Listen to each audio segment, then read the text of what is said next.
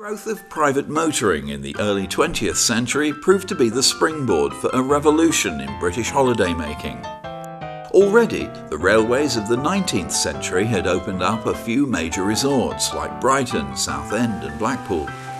But the private car allowed access to nearly every mile of Britain's 6,000-mile coastline, from quite intricate coves.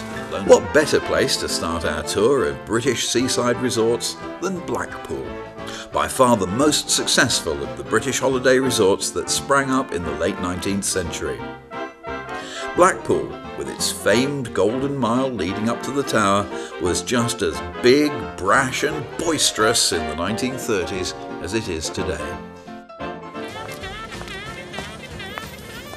Another of Blackpool's long-standing attractions was the Pleasure Beach, first opened in the early years of the 20th century, but by now much expanded and modernised.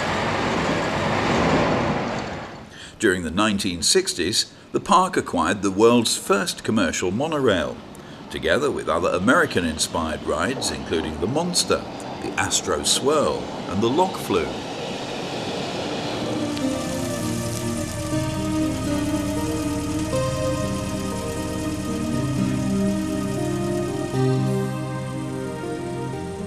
But in Plymouth, the need for one ferry was greatly reduced in 1962 when the Tamar Road Bridge opened, paralleling the smaller but more impressive railway bridge built by Brunel a century earlier.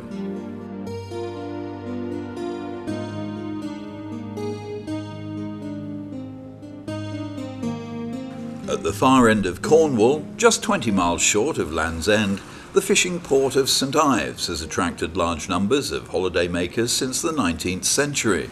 A revolution in British holidaymaking began in 1937, when Billy Butlin opened Skegness, the first commercial holiday camp of its kind in Britain. Butlin's camps were designed to offer affordable holidays for the masses. The style was unashamedly brash, with bold advertising promoting the Butlins brand.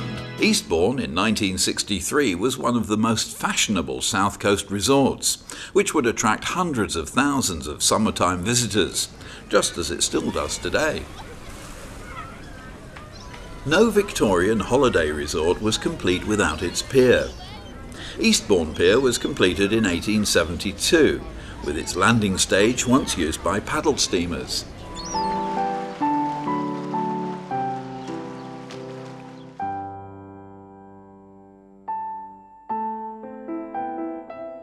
Strange how the image of a steam engine is always an instant magnet for little boys and girls.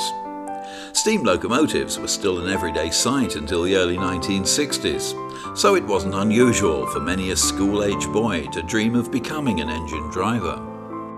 In the late 1960s, the Isle of Wight became, for a short time, internationally famous for its open-air pop festival. Many world-famous acts and thousands of fans invaded the island to enjoy part of the hippie happenings and a summer of love.